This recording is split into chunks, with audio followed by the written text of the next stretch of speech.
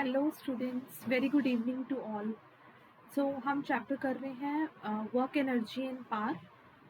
इसमें हमारे पास next topic है conservative and non conservative forces. So first of all it is a very important topic because अगर ये आता है तो हमारे वर्क एनर्जी थ्योरम के क्वेश्चन हमसे हो पाएंगे। सो सबसे पहला है हमारे पास कंजर्वेटिव फोर्स।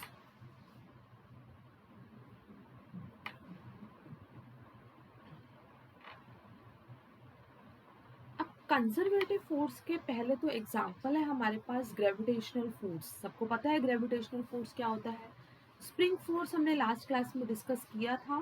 तो ग्रेविटेशनल फोर्स और स्प्रिंग फोर्स हमारे पास कौन से किसके एग्जांपल हैं? कंजर्वेटिव फोर्स के। अब हमारे पास ये कंजर्वेटिव जो फोर्स है इसका रोल क्या है, राइट? तो अगर हमें ये देखना है कि हमारा वर्क डन कंजर्वेटिव है तो उसके लिए हमारे पास पहली कंडीशन है कि जो वर्क डन होता है ये पाथ पे डिपेंड नहीं करता है, ये पाथ के इंडिपेंडेंट होता है। फॉर एग्जाम्पल कि हमारे पास एक ए पॉइंट है और एक बी पॉइंट है, राइट? अब ए से बी जाने का लेट सपोज हमारे पास एक ये पाथ है 1, एक ये पाथ है, मान लो हम ऐसे घूम के गए, पाथ है 2, और एक और पाथ है, मान लो हम कुछ ऐसे घूम के गए, पाथ नंबर 3। इन सब केस में जो हमारे पास वर्क डन होगा वो होगा सेम, यानी कि हम ये बोल सकते हैं work done by path 1 is equals to work done by path 2 is equals to work done by path 3। That means कि अगर हमारे पास कंजर्वेटिव फोर्स है इसका मतलब कि जो वर्क डन है वो हमारा किस पे डिपेंड कर रहा है? It only depends on the initial position and final position, like from where you are starting and from where you are going to end up. So A is your initial position and B is your final position.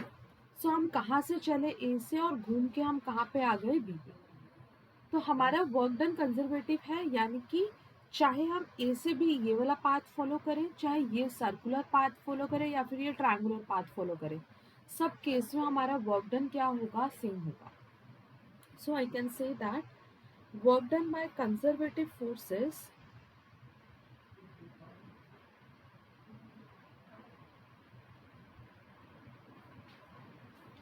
does not depend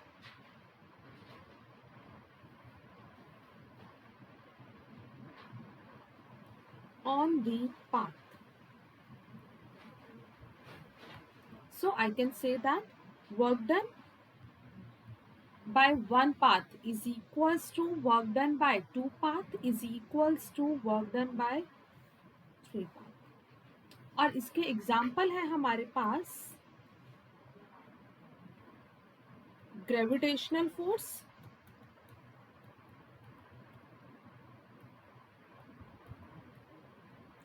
spring force, ये हमारे कौन से forces हैं? Conservative, right? Electrostatic force, electrostatic force कौन सा होता है? जो दो चार्जेस के बीच में फोर्स लगता है वो है electrostatic force. This gravitational force is analogous to actually electrostatic force. Difference क्या होता है? ग्रेविटेशनल फोर्स में हम पढ़ते हैं कि अगर दो मासेस हैं जो कुछ डिस्टेंस से सेपरेट हैं तो हम फोर्स कैलकुलेट कर लेते हैं, और इलेक्ट्रोस्टैटिक फोर्स में हम दो चार्जेस लेते हैं, उसके बीच का कुछ डिस्टेंस है, उसका हम फोर्स कैलकुलेट करते हैं। So gravitational force, spring force and electrostatic force are the example of conservative force. Now next is non-conservative force.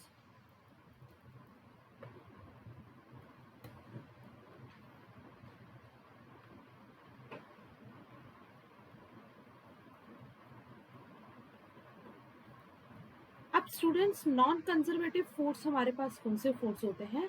Just opposite to the conservative force. Conservative में हमारा पाथ पे डिपेंड नहीं कर रहा था, राइट? अब हमारे जो नॉन कंजर्वेटिव फोर्स है ये हमारे पाथ पे डिपेंड करेंगे। और एक और चीज यहाँ पे हम देख सकते हैं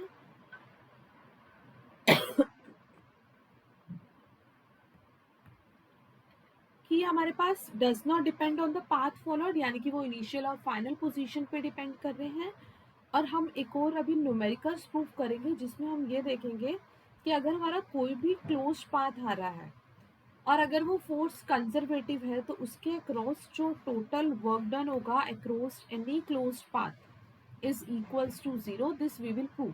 फॉर एग्जाम्पल हमारे पास कोई क्वेश्चन गिवन है, check whether the force is conservative और not.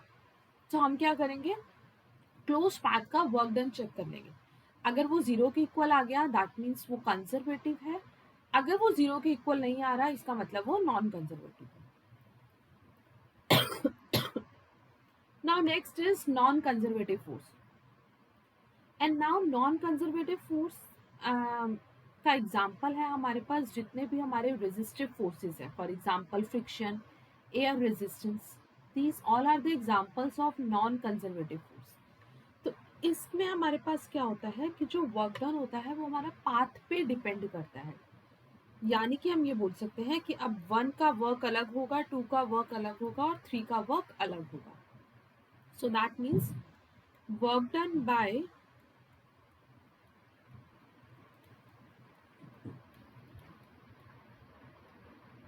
non-conservative force depends on the, yes, tell me the answer. Yes, depends on the path followed. And now next, that for a closed path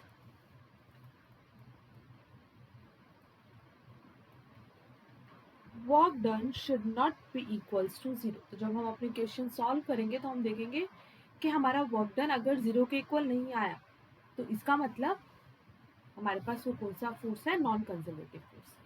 अब इसके example है हमारे पास frictional force, air resistance. यानी कि हम ये बोल सकते हैं जो भी हमारे रेजिस्टिव फोर्सेस हैं वो आएंगे हमारे नॉन कंजर्वेटिव फोर्स में. तो हो जाएगा second air resistance is an example of non-conservative force. Any doubt till here? Fine. So you can note it down. Video को पॉज कर सकते हो, उसको नोट कर सकते हो और अगर कोई डाउट है तो टेल मी इन कमेंट्स. अब हम क्वेश्चन की फॉर्म में चेक करने जा रहे हैं कि कैसे पता लगेगा कि हमारा फोर्स कंजर्वेटिव है या नॉन कंजर्वेटिव है. तो हमें ये चेक करना है कि क्वेश्चन में कि हमारा जो फोर्स है वो कंजर्वेटिव है या नॉन कंजर्वेटिव है.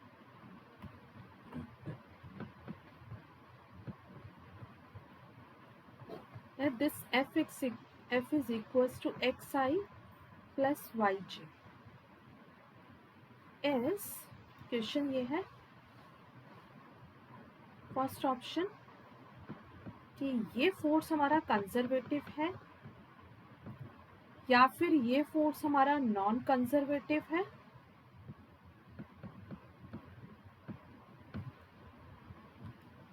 डिपेंड्स ऑन एक्स, यानी कि जो हमारा आंसर है अगर उसका आंसर सिर्फ एक्स में, एक्स की फॉर्म में आ रहा है दैट मीन्स वो ऑप्शन करेक्ट हो जाएगा. Depends on x. And the last is depends on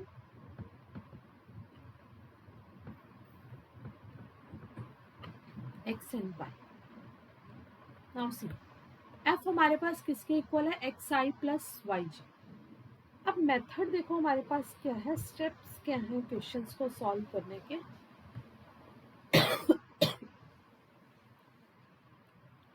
सबसे पहले हमारे पास कोई भी वेक्टर दे रखा है उस वेक्टर को एक्स वाई और जेड की फॉर्म में लिख दो. That means in terms of unit vector I J and के. तो मैं इसको कैसे लिख सकती हूँ, F x i plus F Y J plus F Z के.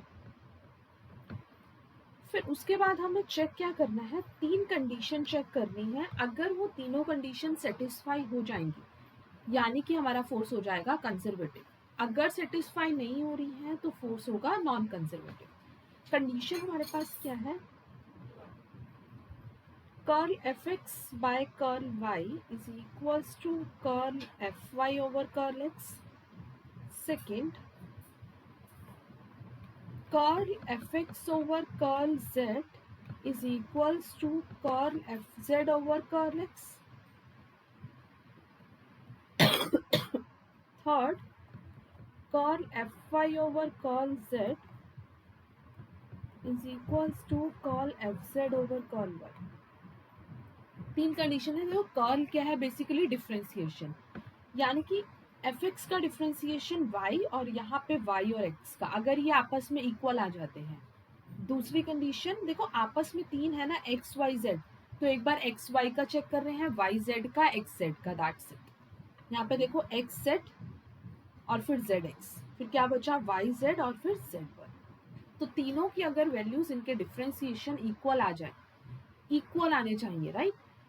अगर ऐसा हो जाता है then force is said to be conservative, if it is not so then force will not be conservative.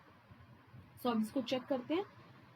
पहली कंडीशन देखो क्या है, curl F x by curl y, यानी कि ये हमारे पास है F x, F is equals to this is F x, this is F y. तो मैं एफ एक्स का डिफ्रेंसिएशन वाई के रिस्पेक्ट में करूँ तो यहाँ पे तो एक्स है, तो यानी कि हमारे पास ये वाली टर्म क्या हो जाएगी, देखो जीरो। ये एफ एक्स है, this is F x, x x का डिफ्रेंसिएशन करना है वाई के रिस्पेक्ट में, so it will be equals to zero, zero हो गया। इज इक्वल्स टू y का विद रिस्पेक्ट टू x, अब यहाँ पे y है, इसका x के रिस्पेक्ट में करूंगी तो ये भी ऑब्वियसली क्या आएगा, जीरो, तो ये आ गया जीरो। तो फर्स्ट कंडीशन हमारी satisfy. Now come to the second condition, curl F x over curl z is equals to z over x।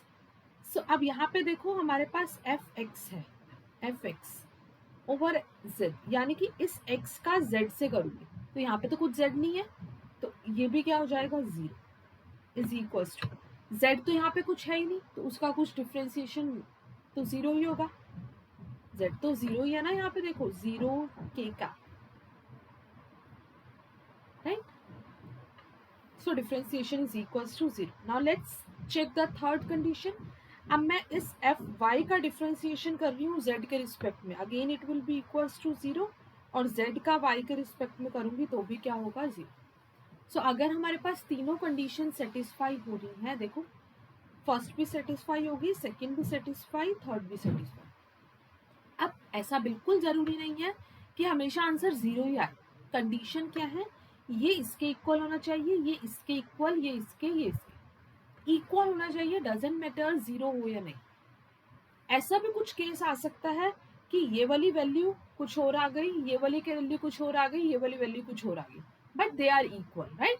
So again the force will be conservative. So in this case your answer is f is conservative, that means your option number 1 is correct. Any doubt? कोई भी equation लेके check कर सकते हो कि conservative है या नहीं है, तो ये बहुत सिंपलेस्ट मेथड है कंजर्वेटिव और नॉन कंजर्वेटिव को चेक करने का।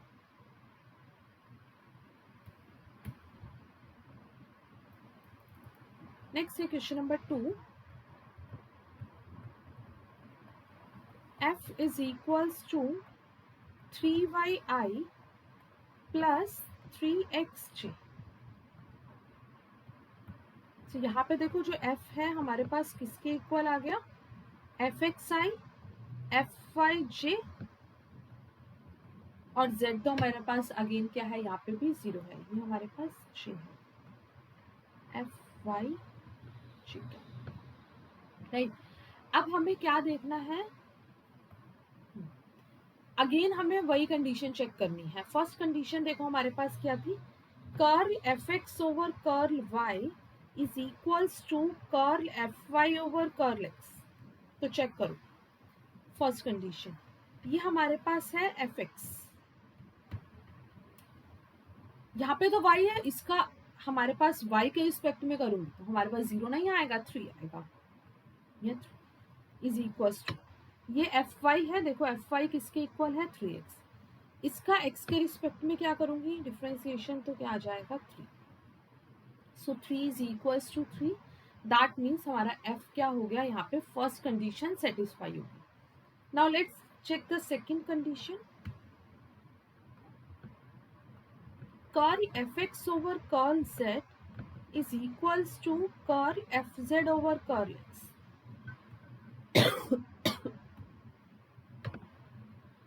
देखो एफ एक्स का differentiation with respect to z, f x में क्या आ रहा है 3y, इसका जेड के रिस्पेक्ट में करूंगी तो 0 is equals to f z में मेरे पास क्या है, कुछ नहीं है, एक्स के रिस्पेक्ट में करूंगी वो भी क्या आएगा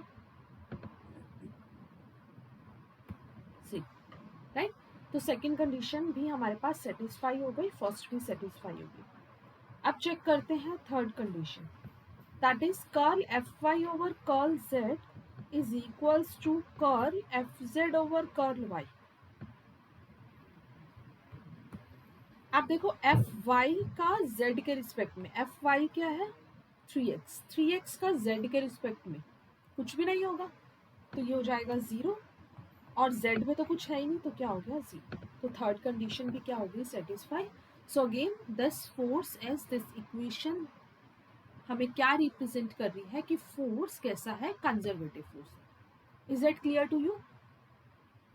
तो हमारे पास दो टाइप डिस्कस होगी, जिसमें हमारे पास फर्स्ट में सब जीरो आ रहे थे, सेकंड में यहाँ पे 3 आ रहा है, यहाँ 0 आ रहा है, यहाँ 0 आ रहा है, बट है तो इक्वल ना, 3 इक्वल्स टू 3 है, राइट। सो नेक्स्ट है हमारे पास type question number third.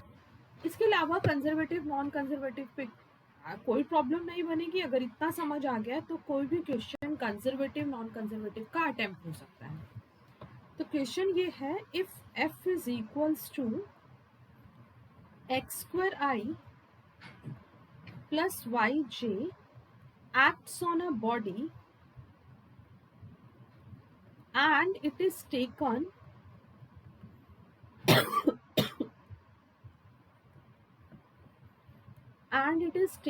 from A to B as shown, which one of the following is correct?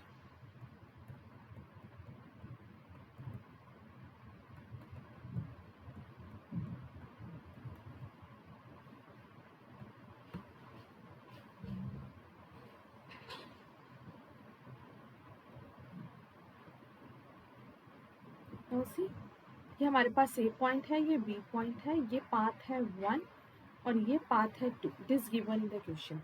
हमें ये बताना है, क्वेश्चन में ऑप्शन ये है कि work done by path 1 is equals to work done by path 2। Second option है work done by path 1 is not equals to work done by path 2।